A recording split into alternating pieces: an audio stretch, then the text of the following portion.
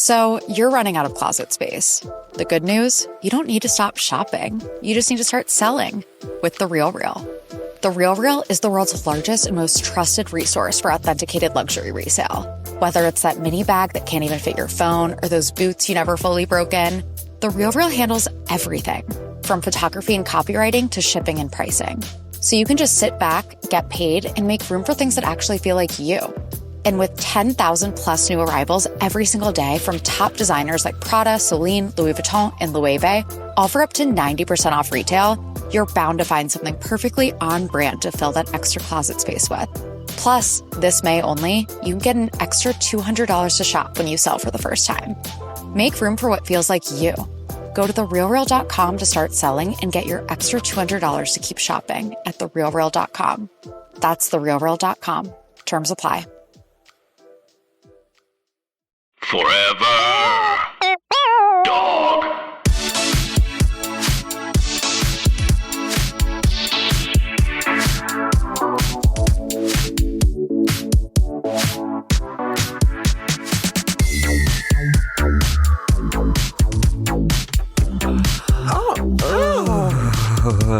Nice GOSS.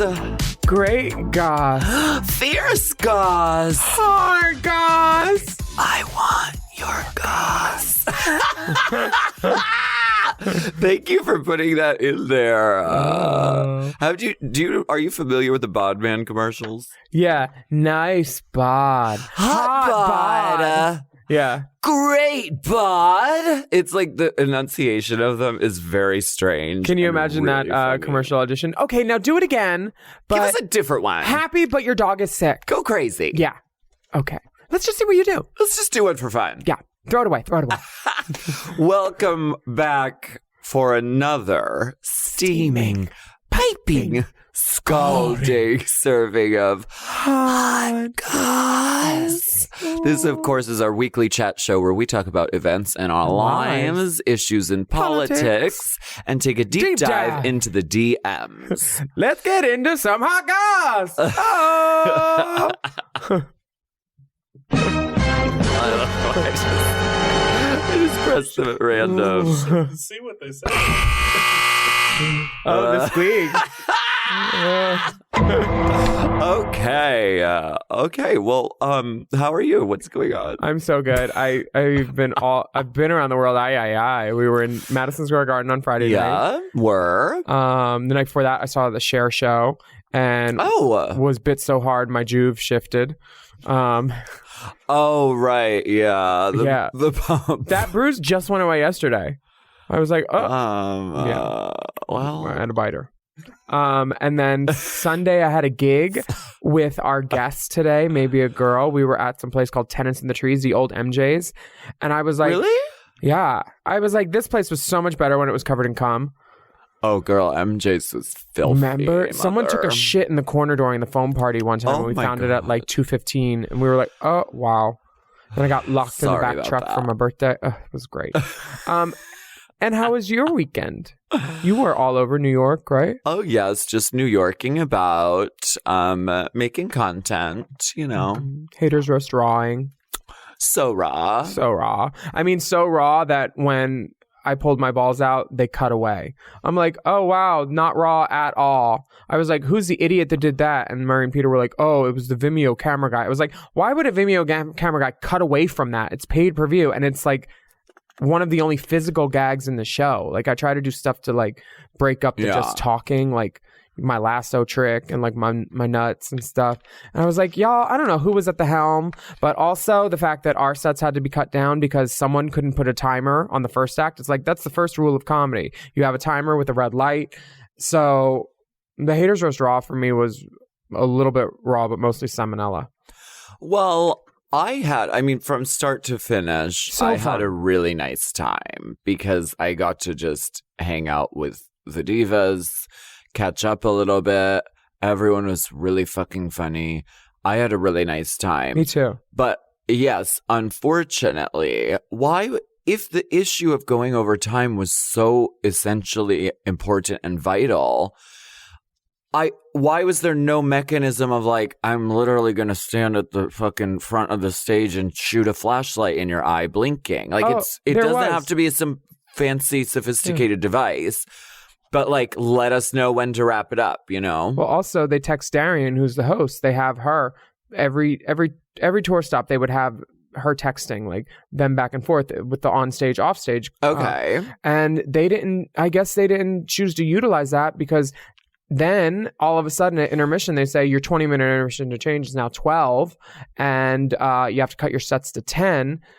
And then they told us, and if we're late at 11:30, we get fined $10,000, and at 12:30 we get fined $40,000, and we are not willing to absorb this cost. And we're like, this is not our fault. Yeah, like it takes me 10 minutes to get that wig off alone. We were told you use a lot of PIDs, girl. Sometimes I have to PIDs and mastics.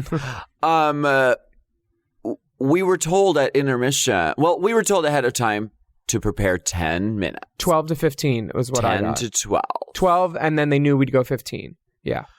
Well, I prepared accordingly so that I would be around 10 minutes. Mm-hmm. But when they came back at intermission and said, everybody needs to cut down their set, we are way over time, so start cutting things. So then I was completely taken out of the moment because I hate rushing. It's like my least favorite thing. And when my mind has to be concerned about how much time rather than like being funny, it really threw me off.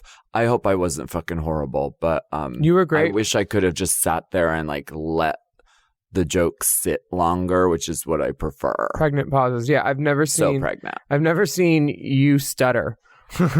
I mean, stuttering is when you talk too fast, and no one's ever accused you of that. But you had I was like, yeah. It was not the. I mean, 95% of the show was like hanging out with everybody else and like kikiing, and it was a great day. Yeah. The little bit of time on stage that I had, I was like, I wish I could have done more with this, and I wish they would have captured it better. It's like they should listen to the drag queens or something. Well, I don't know. Live, laugh, love. Yeah. So wait, you had an exciting moment with Miss Rhea Latreille at the LA Emmys. Fish sticking about. We were asked to present at the local LA Emmys, and what is the LA Emmys? It's for excellence in local television work. Like we presented best coverage of an unscripted event. So like, you know what Tally Atwater covered in Up Close and Personal, the prison riot where Fernando Butando died. That was his name, Fernando Butando. Okay.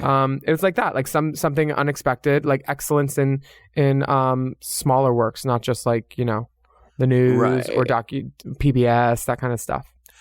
Well, you both looked really amazing. Thank you. Yeah, Rhea was going to wear this like gown that Johnny Wujek gave her, and I was like, if I wear this, you can't wear that. So we went upstairs. I styled her real quick, got her in a little wiggle giggle number, and then we presented. I got to wear a dress that was like a legacy garment for me, which was really special. My drag mama, who worked at Bob Mackey's costume place for years, she had like this underskirt for a dress. She was a mountain of a woman, so I just made it into like a one shoulder little twirly gig. So pretty. Yeah, it was great. I loved it. I felt really pretty. And then we finished, and Rhea got on the bus to Vegas. She got on a Greyhound. What? I was like, how are you going to present at the Emmys and then go on a Greyhound? That's amazing. But that's Rhea Latreille. She will fucking work. Girl, she's always hustling. The one. 100%. The 1, the 2, the 3, the 4, the 5. All of them. Well, my favorite Cylon said, Alessandra Torresani, friend of the pod, deep friend of the pod, posted receipts of her and Willam at bingo in 2007. This is like, what face is this? What version of your face is this? This was the OG. One? This was OG. Face one? This was before I lost the weight. That's why I look so nose soft. OG nose. Oh, good. The one and only. Okay. That's Alessandra Torresani? Yeah, before the Hamburger Mary's remodel, when the stage was in the front with just those milk crates. She's blonde in this picture, so I didn't know what was going on when I first saw this. Blonde and banged, and I guess she listens to the podcast. It's so weird because the guy in the back is my friend Xander, and he's like, "Why are you so mean to Alessandra on the podcast?" I'm like, "We're not." He texted Anthony, and I was like, "Give me your phone." So I had to send it back. I was like, we're just joshing with her because she's just another judge they put with no drag knowledge on, but her gloves were really cute. She was good. She was a good judge. She did, but like the I want her on the pod. I'd be fine with that. I found Alessandra. that If you're listening, you're my favorite Cylon. The level of artifice when Yara Sofia was forced to pretend like she knew who she was.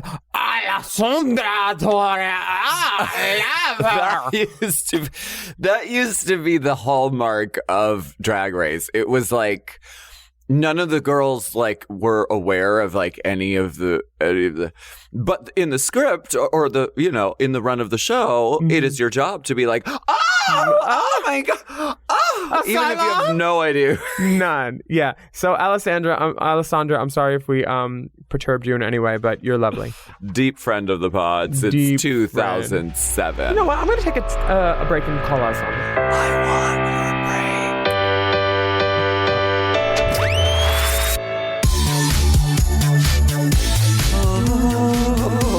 It's now time for everyone's favorite segment. Oh, I didn't warm up. Which is Let's Get Political. I want to get political. Let me see your poli-sci. Nick was reading us for our never fucking getting it right, singing our fucking Let's Get Political theme song, harmonizing on harmonies every single time with no fucking... We can't just go in a studio and record it and use it. Well, if she wants to come down a third, maybe she could get on my level. And then we can talk. Yeah, the fine people of Reddit have suggested... I can't believe Dipper hasn't gotten them a pitchfork yet. A pitch pipe. I'll get a fucking pitchfork. I said what I said. Willam doesn't smoke pitch pipes anymore. Those days are long gone. Chime is changing the way people bank. They offer the most rewarding, fee-free banking, and it's built just for you. I don't want to interrupt here, but I want to chime in. They're not like traditional old banks that charge you overdraft and monthly fees. Plus, they have thousands of fee-free ATMs. There's nothing more frustrating than added fees when you're just trying to access your own money. Exactly. So with Chime, you are not just switching banks, you are upgrading to America's #1 choice for banking with a Chime checking account. And how about some of these benefits? All benefits here, honey. Get 5% cash back on a Chime card in a category of your choice, like gas or groceries. And you get savings that grow faster with 3.75 APY. That's 9 times higher than the national average. And don't forget, they also have Spot Me, which lets you overdraft up to $200 fee-free. We all need to be proactive in our own finances and understand what our money's doing, and banking can be confusing. There's so many hidden fees and policies that are different at each bank, so you have to look out for you, and with Chime you could do that. Yes, God, and don't just settle. Find what works for you and get the perks and benefits that are beneficial to your life. Check out Chime. Honey, I did. I'm a Chime user, and Chime is not just smarter banking, it's the most rewarding way to bank. Join the millions who are already banking fee-free today. Head to chime.com/drag. That is chime.com/drag. It only takes a few minutes to sign up. Chime is a fintech, not a bank. Banking services provided for MyPay and Chime Card provided by Chime Bank Partners. Optional products and services may have fees or charges. Stated annual percentage yield and cashback for Chime Prime only. No minimum balance required. Checking account ranking based on a J.D. Power survey published October 20th, 2025. For more information on APY rates, MyPay, SpotMe, and travel perks, go to chime.com/disclosures. If you want to know what's really worth your time when it comes to losing weight, skip the guesswork and get weight loss by Hims. Hims offers access to an affordable range of FDA-approved GLP-1 medications that now includes the Wegovy pill at its lowest price ever and the Wegovy pen, plus lifestyle tips to support you along the way. Wegovy at Hims helps you regulate your appetite and eat less. Plus, Wegovy is the first ever and only GLP-1 available in a pill for weight loss, so there's no needles involved for he who already had Hims. And with Hims, everything happens online. You'll connect with a licensed provider who will determine if treatment is right for you. If prescribed, your medication is delivered right to your door. No insurance necessary. And they offer access to 24/7 messaging with your care team and in-app lifestyle and nutrition support, like recipes, meal plans, fitness videos, sleep content, and more. You'll get a treatment plan personalized to you and unlimited dosage changes as needed. Ready to reach your goals? Visit hims.com/drag to get a personalized, affordable plan that gets you. That's HIMS.com/drag. hims.com/drag. Weight Loss by Hims is not available in all 50 states.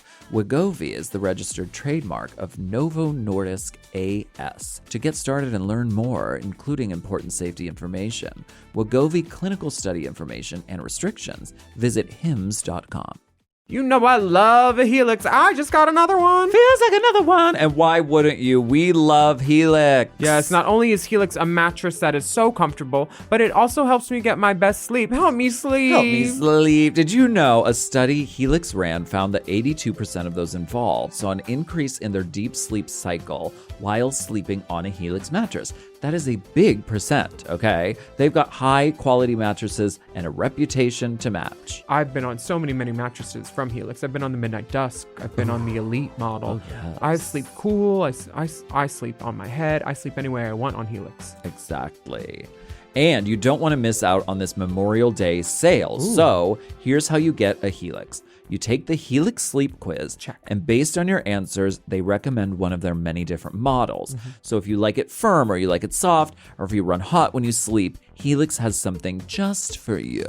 And you can rest easy with seamless returns and exchanges. The Happy with Helix guarantee offers a risk-free, customer-first experience designed to ensure you're completely satisfied with your new mattress. So do something good for yourself and get a Helix. Lay around all day, rest easy, and sleep well. Go to helixsleep.com/drag for 27% off site-wide, exclusive for listeners of Race Chasers.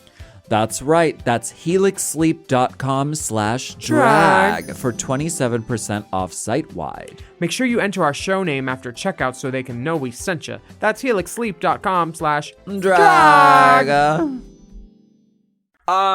We have a very special moment for Let's Get Political today, because in studio with us right now is political person and drag star of stage and screen, MAEBE A Girl is here. Hey ladies, thank you so much for having me. So wait, what is you ran for an office and you got elected? I did. It was a really surreal experience. It still is kind of surreal.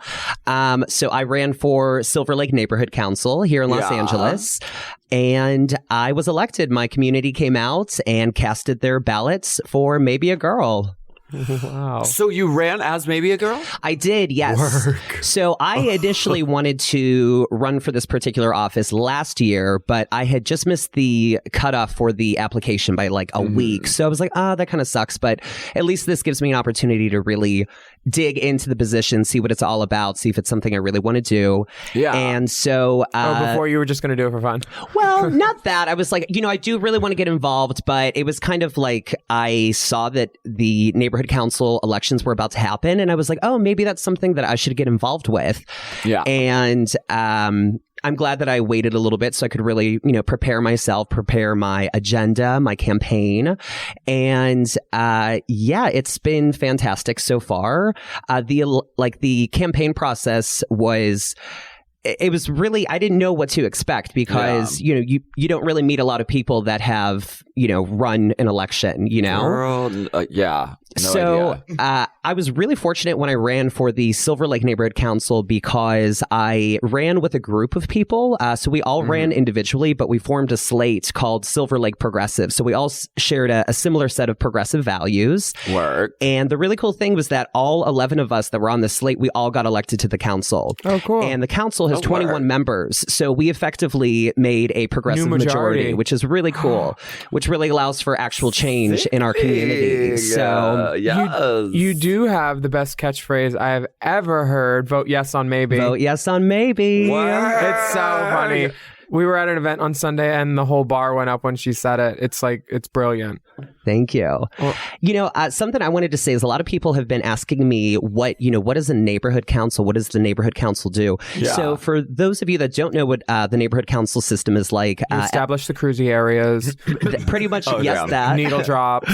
Yeah. LA has 3 levels of government. So there's the mayor at the top, Eric Garcetti, and then there are 15 city council districts, and then there's approximately 90 neighborhood council districts. And the importance of the neighborhood council system is that it's the most grassroots level of government in Los Angeles. It's really the level where the community gets its input into how legislation affects our neighborhoods. Yeah. So we actually we're not a legislative board. We're more of an advisory board. So all of the neighborhood councils act as an advisory board to city council, and you know they take our official recommendations, and they don't have to listen to what we say. But if enough of us say, "Hey, we want this to happen," "Hey, we don't want this to happen," well, they should listen to us. Yeah. I have probably the most important question. Do you wear the same hair for each gig? You know, I do. Well, the hair that I wore on Sunday, that blonde with the root. Yes, that's very politician. Thank you. I actually don't really wear that to a lot of my meetings. I normally I go for like a short blonde bob. But kind of like, you know, I like to style it so, you know, it looks cute. Bang or? No bangs. I'm not really much of a bang girl. Okay. But I do I wear a couple of variations of the same wig. So it's the same style, but I've got like platinum blonde. I've got, you know, like dirty blonde. I've got highlights. So. Mm-hmm. How often do you go what do you have? Meetings or council? Yeah, so we've got a monthly meeting of the governing board, and then pretty much how we get all of our work done, it's actually very similar to how people in Congress get their work done, is we have a series of committees, and the committees all are relevant to particular issues in our neighborhood. So we have a transportation and safety committee, we have a green committee, we've got an outreach committee, we have a homelessness committee. I happen to be the homelessness liaison for the neighborhood council. So I attend the homelessness council or the homelessness committee meetings, as well as different, you know, city sponsored events that deal with homelessness. Yeah. And then I bring that information back to the council and, you know, set it out into the universe.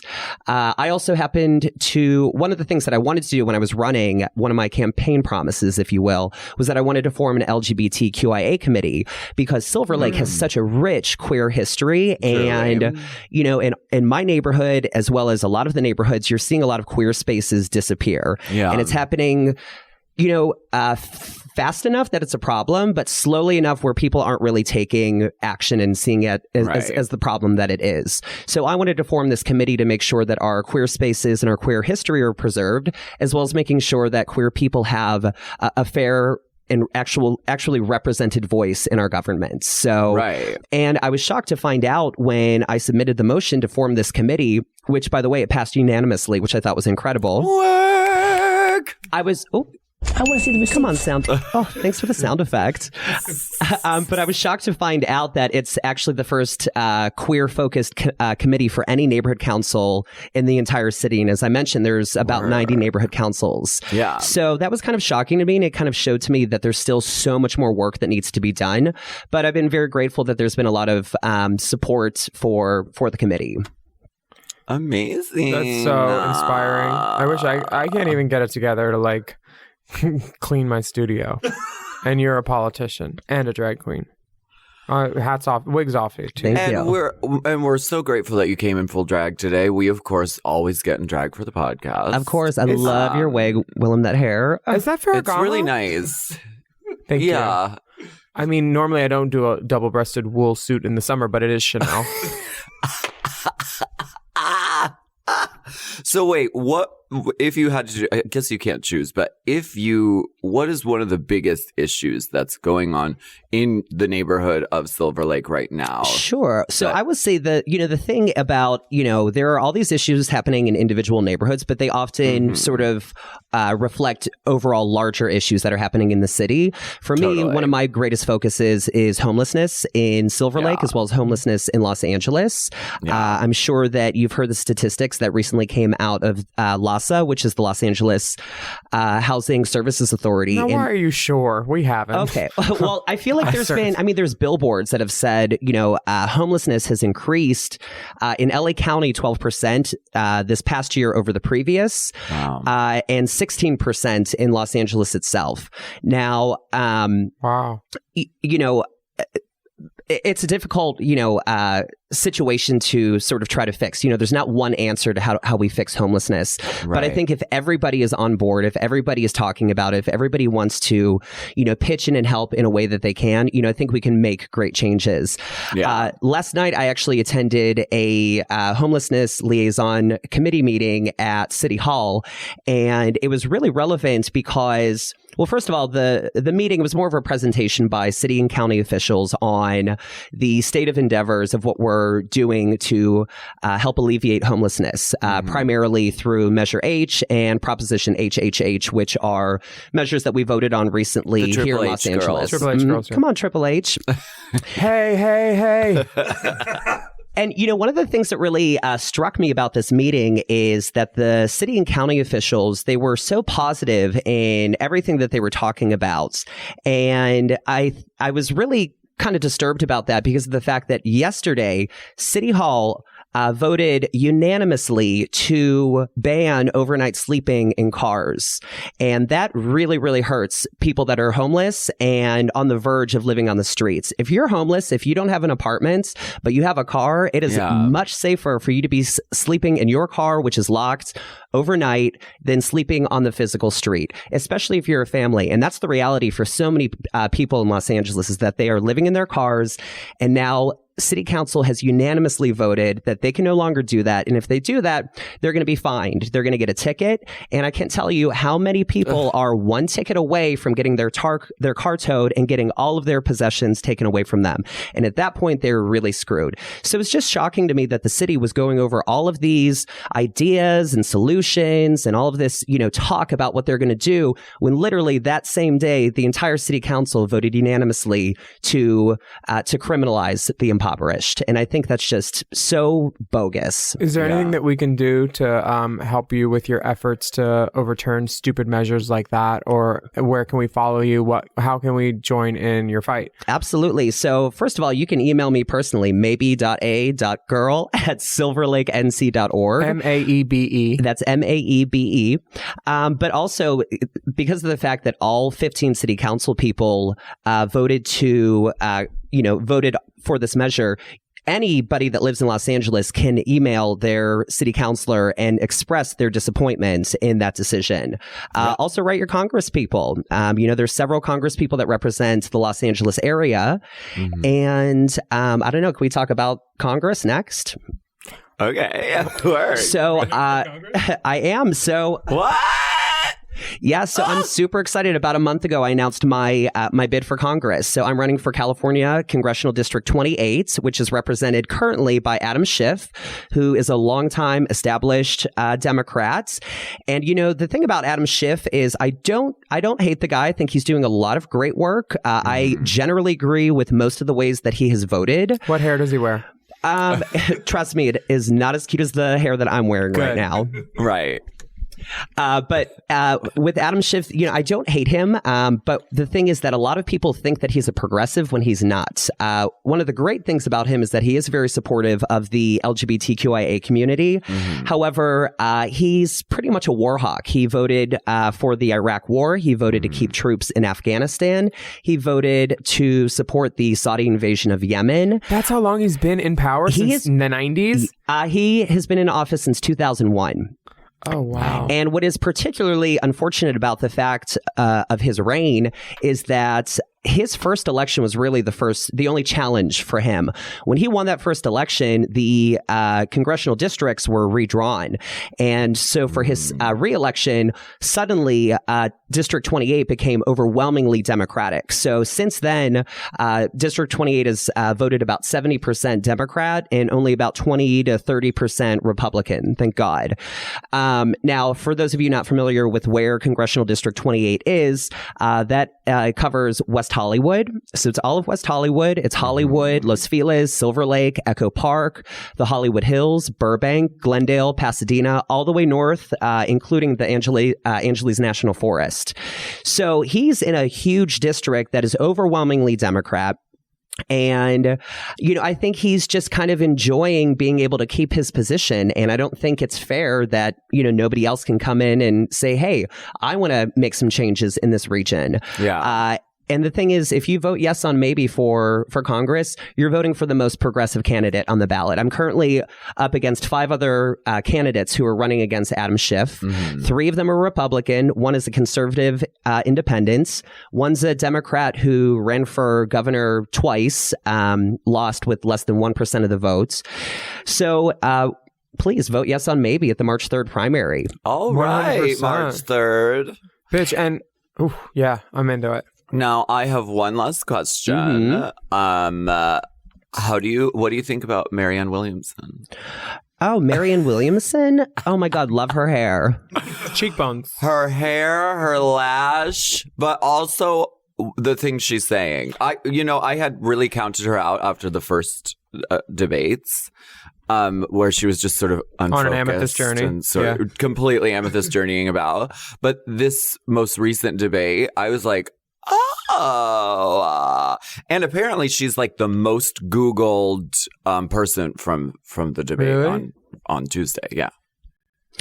Interesting. I'll be honest with you. I don't really have much of an opinion about her. Yeah. I haven't been paying too much attention to the presidential primaries at this point. I know who my candidate is for the primaries. I'm going to vote for that candidate, which happens to be Elizabeth Warren. Word. And then whoever is the Democratic, candidate for the general election is who I'll be supporting. Yeah.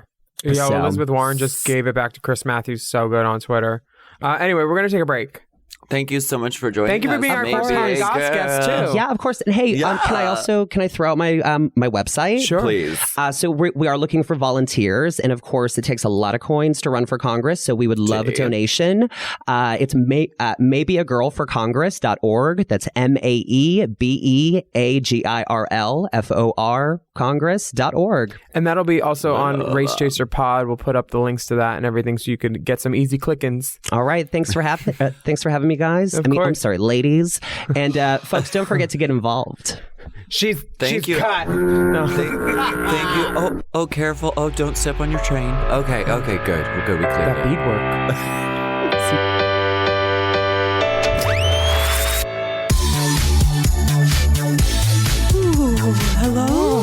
Hello, are you over there? Ooh.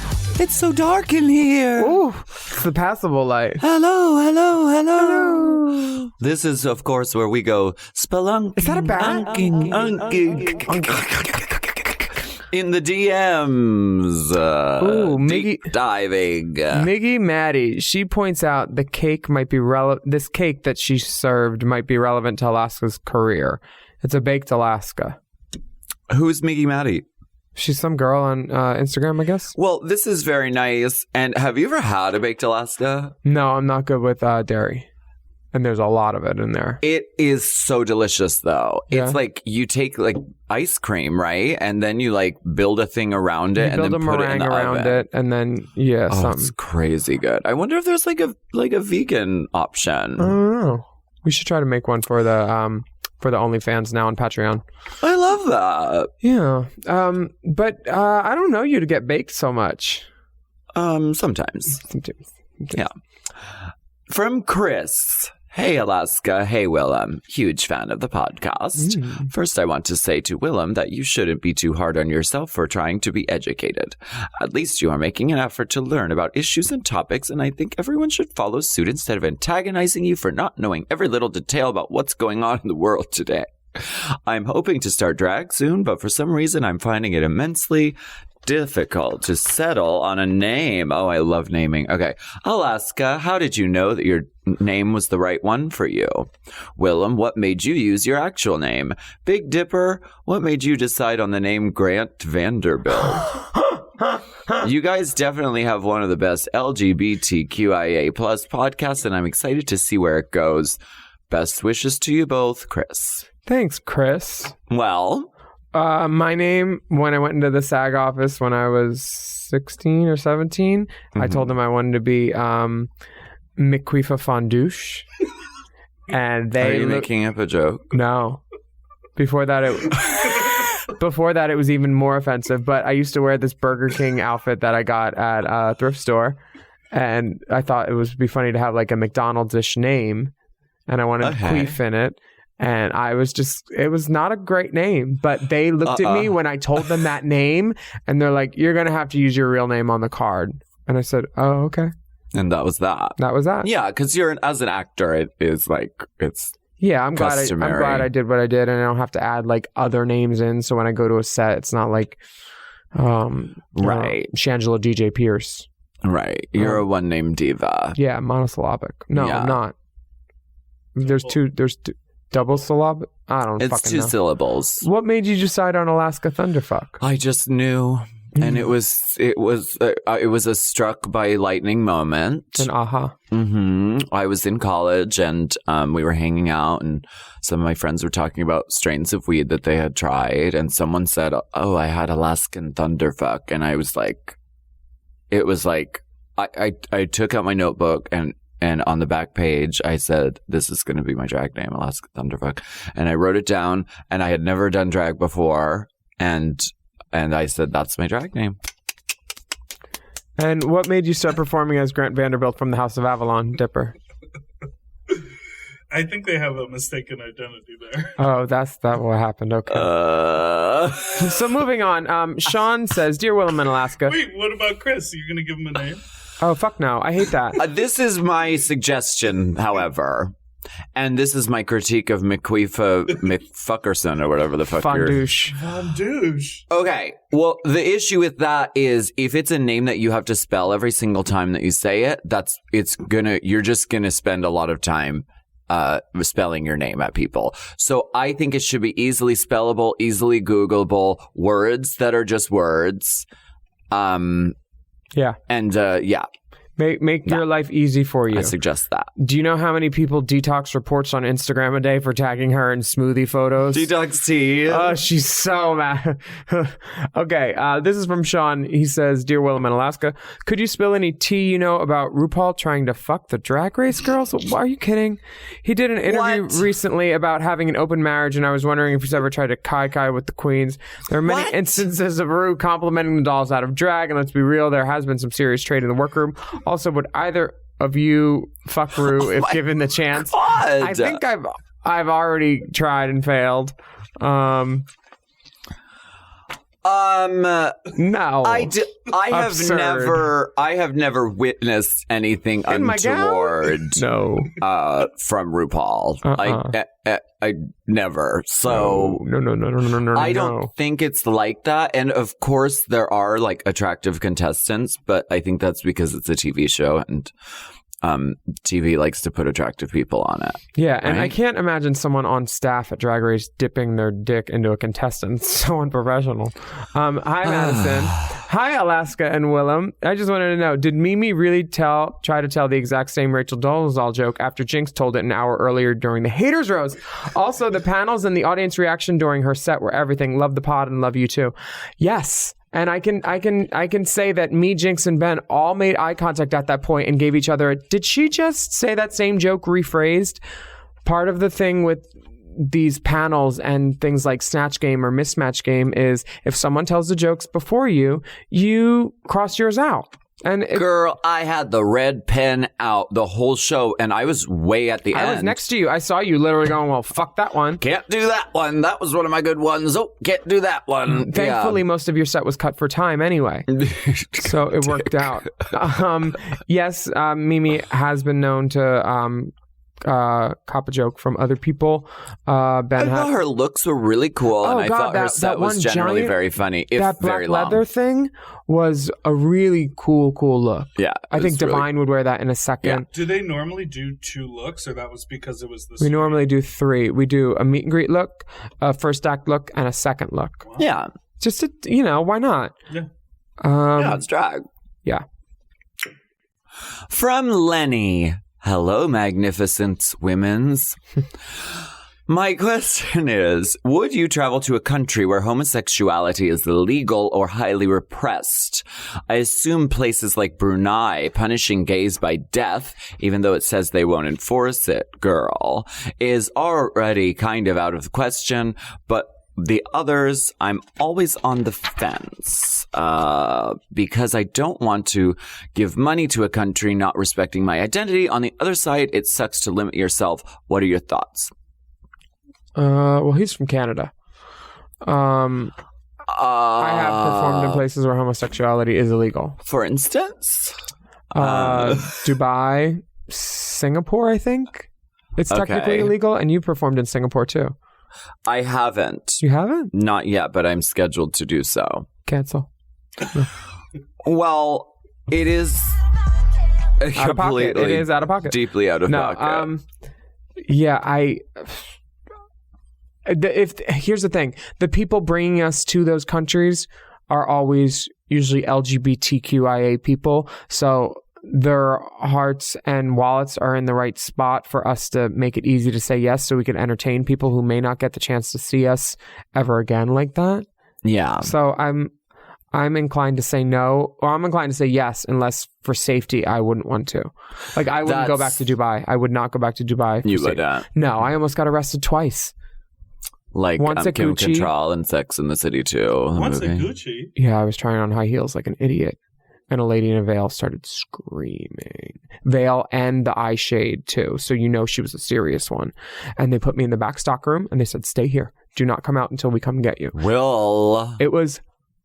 as I was back there, I'm like, I'm the stupidest person, all for heels. I bought the shoes, came back to America, they broke. And then Gucci here wouldn't fix them because they're like, we're not affiliated with Gucci in the Middle East at all. It's not a franchise with us. We don't work with them. And I was like, y'all need to fix my Guccis. I almost lost my head. And then at the show, the cops showed up and they holed us away in this back dressing room. They arrested the DJ. They detained him because they figured no DJ, no music. We couldn't go on. Good luck. We had a thumb drive. Yeah. But so what's That's crazy. Yeah, it was not a great experience. Well, I agree with you that it has to be safe for like everybody involved. Because it has to be safe. Yeah, it's for not my sex life. Has to be safe for people going to the show. Like, of course, I kind of feel like there are queer people everywhere in the world. So sometimes getting to go to like a new place that doesn't generally get to have like drag performances is like really liberating and empowering and really fucking inspiring. And I love doing it. But yeah, I like to like be safe and not get arrested as well. So super fun. I agree. Yeah. Thanks, Lenny. Yeah, thank you. You want to grab this one? From Dylan, I want to thank you for the political segment. It is important that our community understands how the local, state, and federal government affects our lives. I was in Puerto Rico last week, and having Ricky Martin protesting, waving the pride flag made a difference for more tolerance and equality. Your explanation of the background and follow-up to the events was very well explained. Thank you both for being open and honest. You two are wonderful. Here is my dick pic for Willam. He is free to abuse and use as he sees fit. Devil face emoji.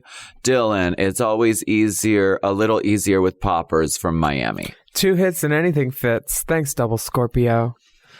This dick is nice. This dick is at least, if you took your thumb and you went past the middle knuckle almost to like where the thumb attaches to the hand, that's how thick it is for sure. Hateful Notorious Club. And his toes are all the right length. Like his third toe isn't longer than his second toe. And the balls look nice. Okay.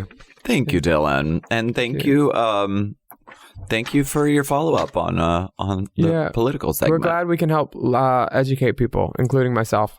Patrick says, hi, Alaska Willam Dipper. I have a question for you about your opinions on drug culture and hookup culture. Recently, I've noticed an onslaught of people on Grindr who are into partying and playing, i.e. doing Tina and other drugs like G and hooking up. Back in my day, I'm only 30, those sorts of drugs were kept hidden, or at least not obviously publicly.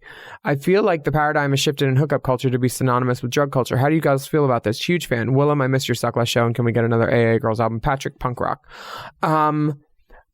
Here's my thing. I think drugs like Tina and G are not for like your everyday hooking up, like weekends, pride, parties.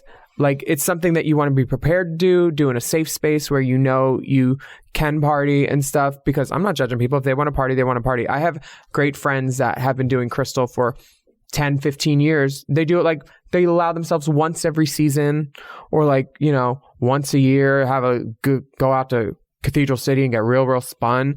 And they're active, productive members of society too. They're not crackheads. Well, they are that night.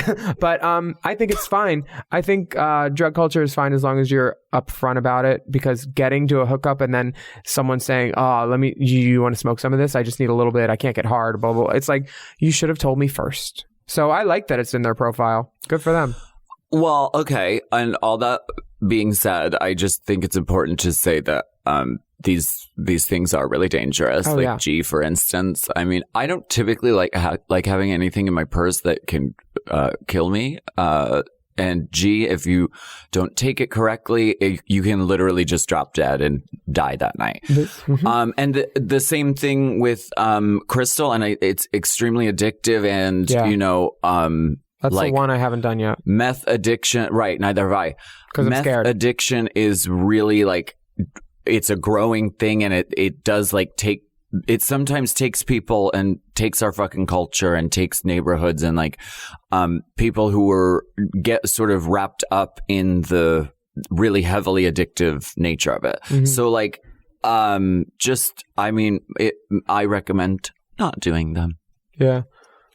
But marijuana is great. Yeah, it definitely is. Yeah.